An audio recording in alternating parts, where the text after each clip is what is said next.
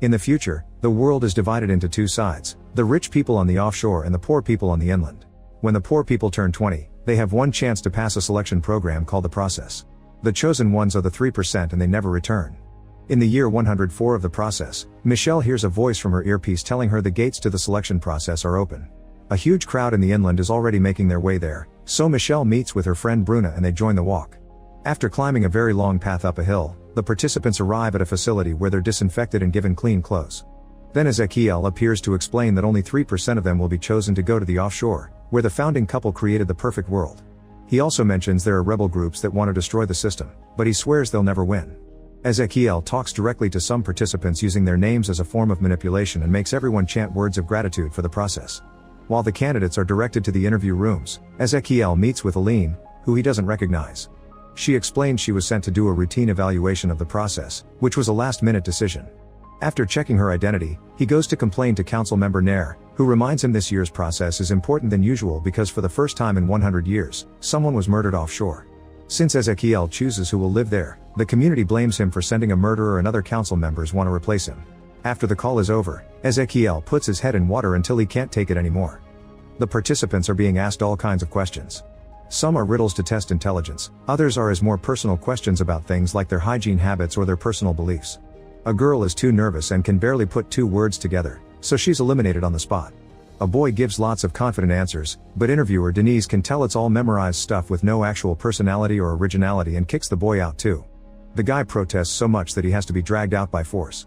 Michelle is asked if she knows anyone who made it through the process and answers her boyfriend, swearing she doesn't want to pass only because of him. However, she still wears the necklace he gave her, so the interviewer dares her to take it off to prove she wants to go offshore for herself. After she does so, the man tells her she did the right thing because her boyfriend's profile says he's dead. Back to Ezekiel, he's called by Kasha because they've caught a member of the rebel group known as the Cause. The man is getting tortured for information and he reveals one of the selected participants is part of his group, but he doesn't say whom. While the approved candidates move to the next stage, the angry loser jumps off a balcony to self-delete. The facility workers immediately take the body away and tell the selected group not to worry. Next, all the candidates are scanned to check their registration. Joanna notices that Raphael has a fake registration, but the scanner approves him and he passes to next test. The candidates are given a pile of blocks and 3 minutes to assemble as many cubes as possible. They expect a minimum of 9 and fewer will result in elimination. When the test begins, many participants just grab a bunch of pieces for themselves, but Michelle notices that Fernando is struggling to reach because of his wheelchair and she pulls blocks over for him. Everyone builds quickly, however many people start panicking when the time is about to run out. Raphael only has 8, so he steals one from his neighbor and the guy gets eliminated instead. Michelle only has 8 too, but Fernando arranges her 8 cubes into one larger cube to make it 9, so she passes. Joanna also passes because she's built 11. During the lunch break, everyone judges Raphael for being a cheater. He starts ranting and approaches a big guy to annoy him, causing the man to start beating him up. Soon other candidates join the beating, but Marco feels bad and makes them stop. After Raphael gets up, Joanna points out he took the beating to get sympathy and asks for an alliance, saying that if he betrays her, she'll reveal that he faked his registration. In the meantime, Ezekiel meets with Denise. He doesn't blame her for the candidate's death, but he still pushes her head in a bowl of water, ignoring Aline's protests. When he takes her out, he explains he does that to himself as a reminder that what they do is life and death. Denise leaves after saying she understands, only to returns a moment later to thank Ezekiel for everything. At that moment, Kasha tells Ezekiel they have a lead.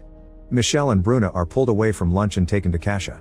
She covers their eyes with a black compound and leads them into a room, where she removes the compound and tells them about the mole. Their intel says this mole lives on the same block as the girls, meaning one of them must be the rebel. The girls swear it's not them, so Kasha gives them 3 minutes to confess or she'll kill them both. After Kasha leaves the room, the girls have an argument since they both keep on swearing they aren't a rebel. In the end, they agree to attack Kasha to escape. Then Michelle starts remembering all the training she received with the rebels. She never had a boyfriend, the necklace had been a random prop for a makeup story that could earn her sympathy. Michelle joined the cause because she wanted revenge on Ezekiel for killing her brother. When Kasha comes back, Bruna attacks her and immediately gets shot. Michelle tries grabbing Kasha's gun, but Ezekiel arrives and gets it first. He just pushes Bruna's body off Cassia, who now believes Bruna had been the mole. They ask Michelle to keep the secret and they send her back to the waiting room. Then Michelle finds a corner to cry in private. Next, the candidates are put through a physical examination. When it's Fernando's turn, the scanner detects the wheelchair and rings an alarm, so he's taken away. In a lab, a doctor confirms he can't feel anything on his legs and injects a green substance into a bruised area on his back. A glow appears for a few seconds, and after feeling some pain in his back, Fernando is shocked to feel his legs again. The doctor explains this will only last for a few minutes, and to get the full treatment he must pass the process. Fernando gets back on his chair and joins the candidates going to their next test. The room looks like a house containing mannequins in various positions. The participants are told to analyze the scene and figure out what happened to a blue mannequin, who appears in distress. While Michelle's group starts looking for clues, they keep hearing the speakers announcing what groups are being eliminated for getting the answer wrong. Michelle notices the mannequins have vaccine scars, meaning they're from the offshore. After lots of observation, Fernando shares his theory: the hostess inviting some friends for dinner because she wanted to poison the woman her husband was having an affair with. Fernando is proud of his conclusions and wants to press the button to contact the examiner, but Raphael stops him, saying that solution is wrong because the process wouldn't show them adultery and murder happening on the offshore. He thinks the dead mannequin is allergic to silver because everyone is wearing something made of metal except for her. Most of the group brings out objects that confirm the theory, and when they press the button to share it, they're told they're correct. Everyone in Michelle's group passes except for a boy who did nothing to help. During another break, Joanna brings Lucas to the bathroom so they can get dirty inside a stall, not knowing there's another candidate that can hear them. Meanwhile, Aline notices Ezekiel leaving the building.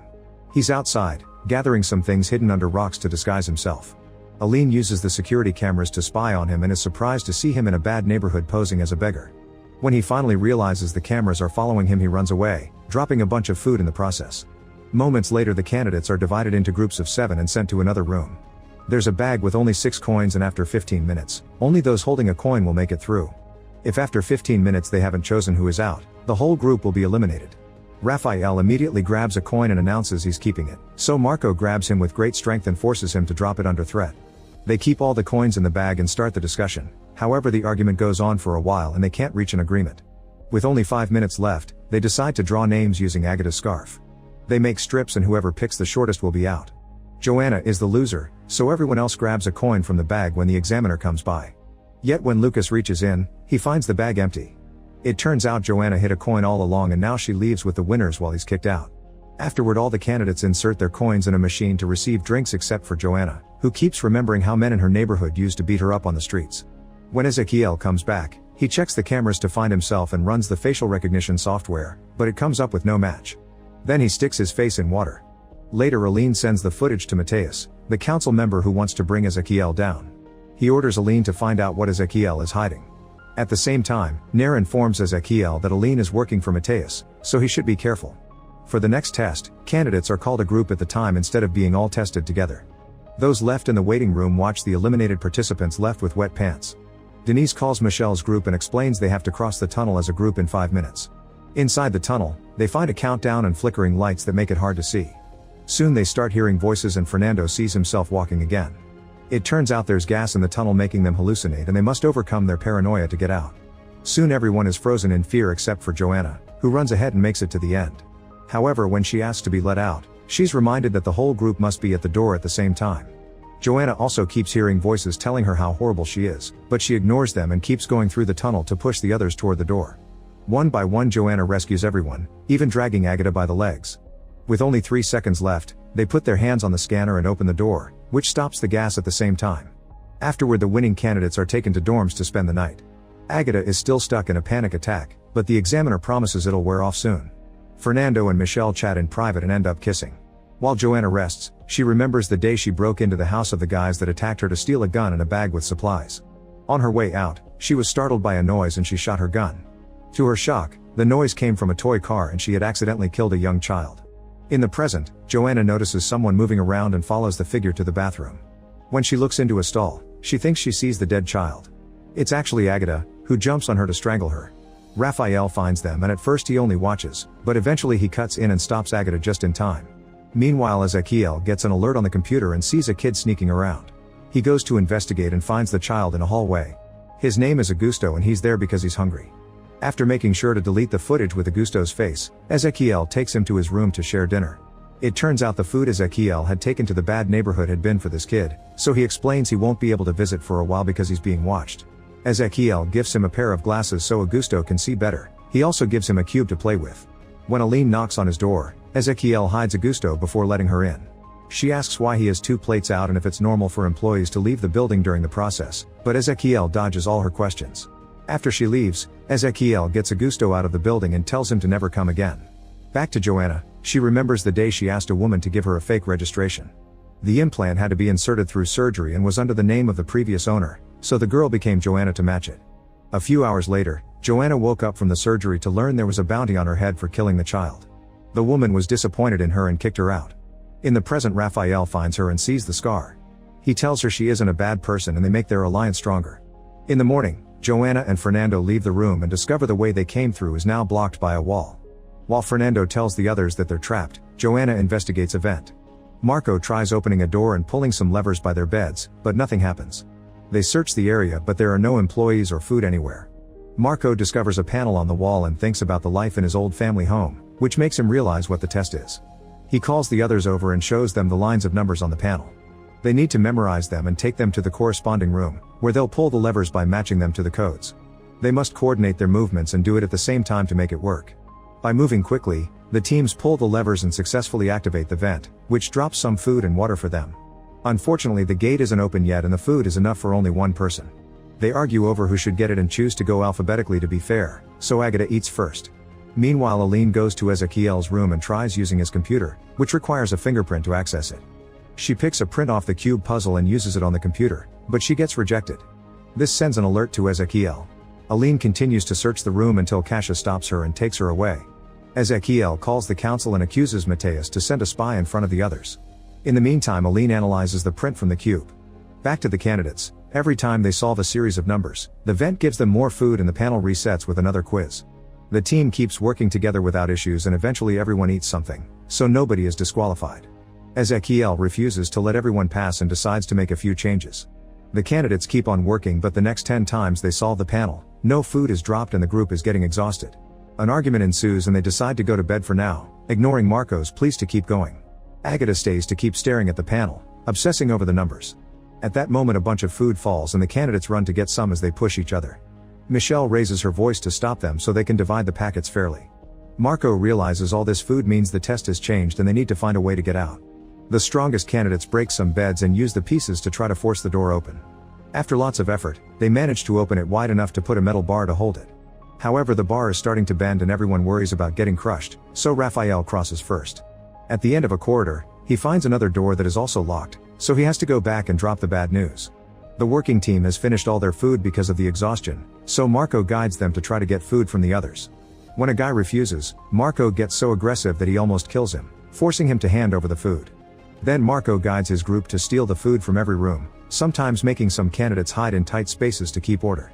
A flashback shows he comes from a family who always won the process and moved to the offshore after letting a child behind to carry on the legacy. Marco also left a pregnant woman before joining and thinks he's some kind of elite. Fernando sees all this from afar and moves ahead to warn the other rooms. Joanna keeps searching the area and finds Agata unconscious on the floor, so she takes her shoes. Putting them on her hands, Joanna begins to climb through the vent, only to find Ezekiel waiting at the end. While Michelle, Fernando, and a few others build a barricade, Ezekiel tells Joanna that they did pass the first half of the test, but the point is to teach them the world isn't fair so they'll show their true colors. The gang continues to go after the food and Marco hits a woman with a metal bar, which makes even his own group uncomfortable. Raphael realizes the girl is dead and calls Marco out, but when he tries to punch him the gang stops him. Now Raphael has no choice but to run, and eventually he reaches the barricade. At first the others don't want to let him in, but after he whispers something in Michelle's ears, she lets him pass. Meanwhile Ezekiel tells Joanna that the candidates started this and they must end it. He also offers some food, but if she eats it she'll be eliminated. He wants her to go back in, finish the test, and prove she deserves better. While Marco's gang breaks the first barricade, Joanna goes back and knocks out a guard with a metal bar. Then she brings out the people Marco had isolated and guides them on a counterattack. A huge fight ensues with the candidates punching and kicking each other all over the place, but Marco's gang still goes down first. Suddenly Joanna yells to make them stop and tells the people behind the other barricade to come out. An alarm starts ringing and both doors finally open, so the candidates rush to get out. An unconscious Agata, the dead girl, and Marco's gang are left behind. Marco is heavily bleeding and can barely move, but he makes an effort and crawls to the door, which is now closing. He isn't fast enough and the door crushes him. As the group makes their way out of the building, Raphael thinks about the last night with his brother. It turns out Raphael had already tried the process and failed. This year was his brother's turn, so Raphael put him to sleep with alcohol and stole his implant, taking his name as well. Then he told the rebels that he found a way to join the process again.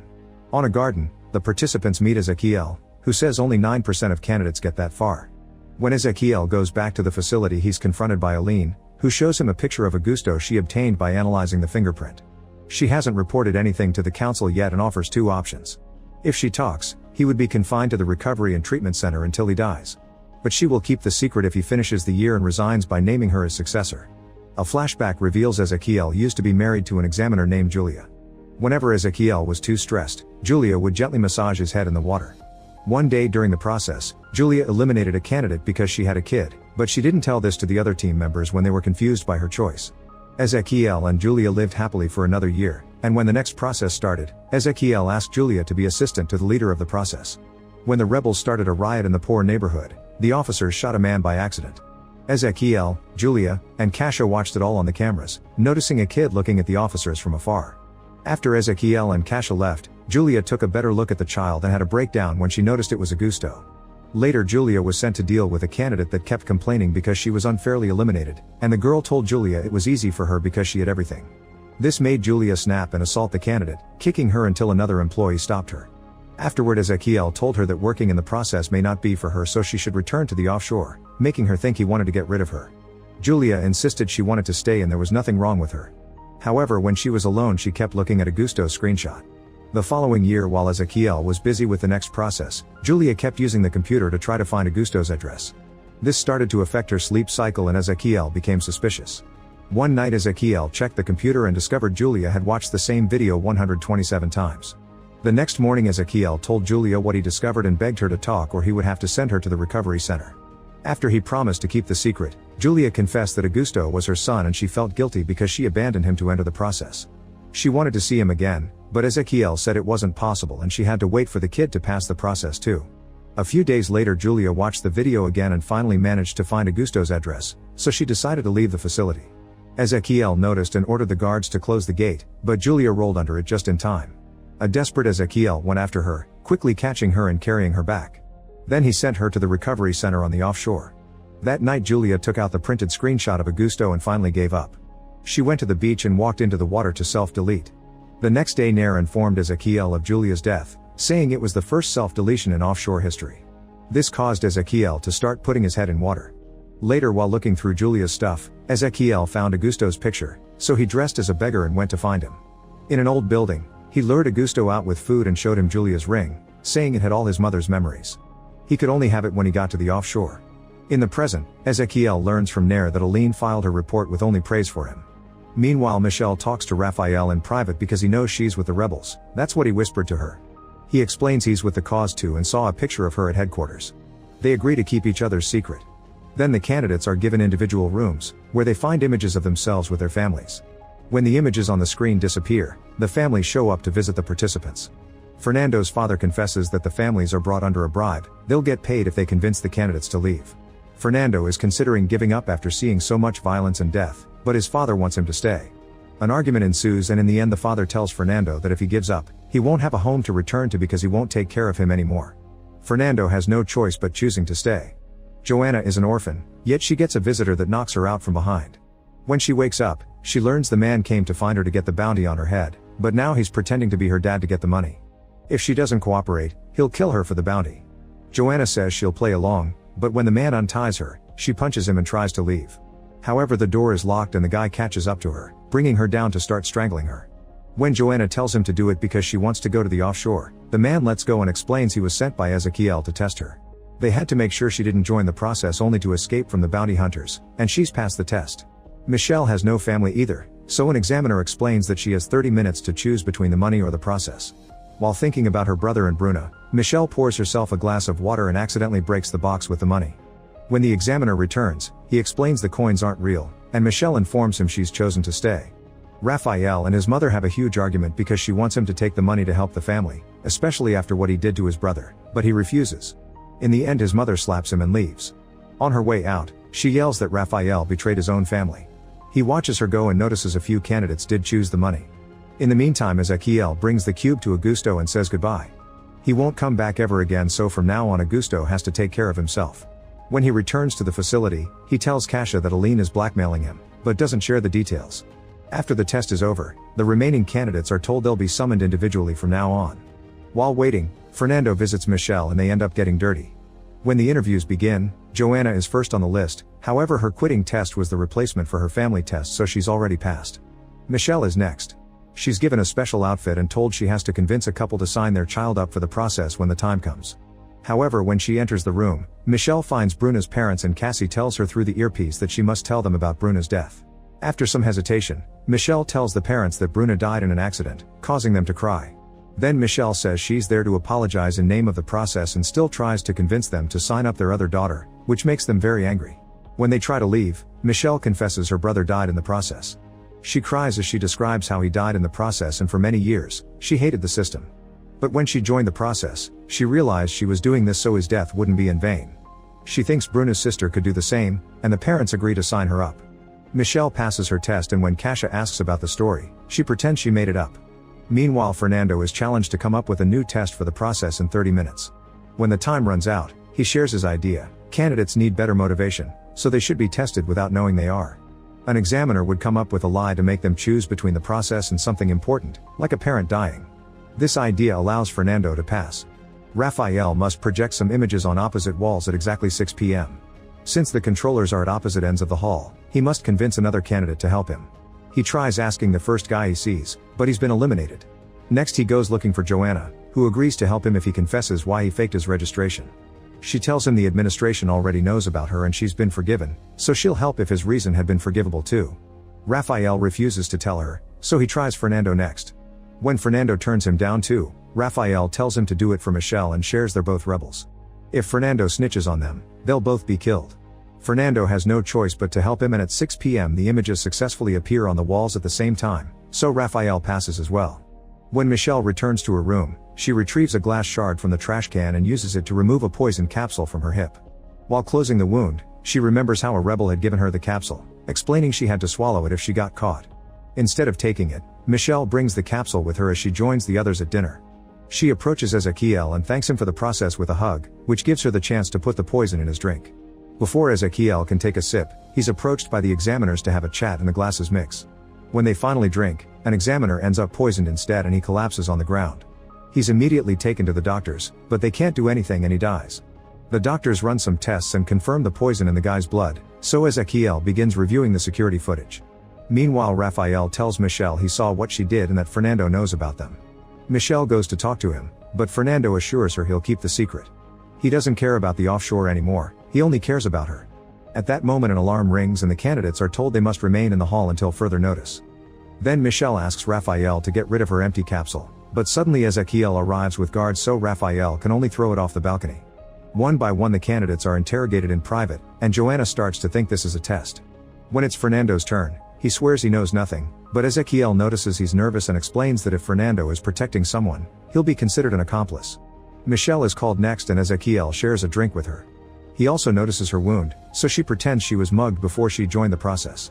Ezekiel shows her a video of the body and the widow crying over him, but it doesn't break her and she keeps swearing she knows nothing, so she's freed. On her way back, Michelle starts feeling sick. Fernando finds her and helps her calm down when she considers handing herself in. It seems Ezekiel's drink had a truth serum, but thanks to Fernando's help, Michelle stays in the corridor. Afterward, Ezekiel tells the council that Aline did it. While the guards arrest her, Ezekiel shows security footage of the moment she poured him a drink. He also shows a video of the rebel they captured a few days ago, who pretends Aline has been working for the cause all along. Aline is given a chance to speak and she tries to share the dirt she has on Ezekiel, but Nair has hacked into her files and replaced them with her praising report. Meanwhile, the captured rebel asks Kasia to keep her end of the deal and end things, but instead of killing him, Kasia leaves. The candidates are sent to their rooms and Michelle finds Ezekiel waiting with the capsule. The next morning, all the participants are awakened with messages of congratulations on passing the process. Fernando goes to Michelle's room, but she's missing and her message is jumbled. At that moment Ezekiel tells him Michelle has been eliminated, so Fernando announces he wants to quit. He immediately leaves the building and finds an examiner outside who informs him they've used his own test to check his motivation, and he failed. Fernando freaks out and asks to see Michelle, but the gate closes and locks him out. In the meantime, Michelle is being waterboarded, but she won't talk. Ezekiel tells the guards to leave and admits he and Kasia were suspicious of her from the start. He keeps demanding answers and grabs her hair until she explains she wants him dead because he killed her brother.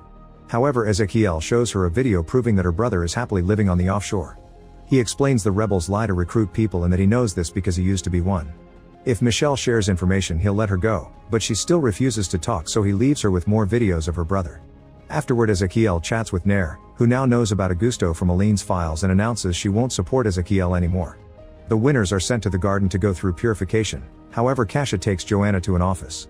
At the garden, Ezekiel announces that the candidates must get a vaccination that will sterilize them. There are no children on the offshore because heredity was the biggest injustice that sustained the old world. There's only one true path to a superior society, and that's merit, which is evaluated by the process. The winners are given a few minutes to think about it because they can still choose to leave. Raphael watches how most candidates go through purification, and after lots of hesitation, he agrees to take the vaccine as well. Ezekiel visits Michelle again after she spent hours watching videos of her brother. He tells her she should get revenge for the actual dead people like Bruna and the poisoned examiner, who were killed by rebel plans. Michelle finally gives in and tells Ezekiel where she was supposed to meet her rebel handler if she got eliminated. Soon a bunch of guards show up at Michelle's neighborhood and arrest her handler. Pleased by these results, Ezekiel gives Michelle the vaccine and welcomes her to the offshore, explaining only a person that has been on both sides can be certain of their convictions. She'll have to spend some time in the recovery center first, but her brother can visit her there. Ezekiel asks if there are other rebel spies, but Michelle says there aren't. Afterward, Ezekiel meets with Joanna because he has a final test for her, saying she has potential to be more than an ordinary citizen. He shows her a live feed of the man that attacked her before she entered the process and gives her the chance to kill him by just pressing a button. Joanna almost does it but stops herself at the last second, saying she isn't a killer. When Ezekiel calls her a weakling, Joanna laughs and says he's the weak one because he lost all his humanity. Then Joanna leaves the building and finds Fernando. She tells him Michelle won't come, so he agrees to leave with her. They go back to their old neighborhood and Fernando sees his dad, but leaves without talking to him. At the facility, Ezekiel keeps thinking about all the deaths and throws a bottle at the water bowl before letting the wine fall on his head. Michelle joins the other winners and soon they arrive at the offshore.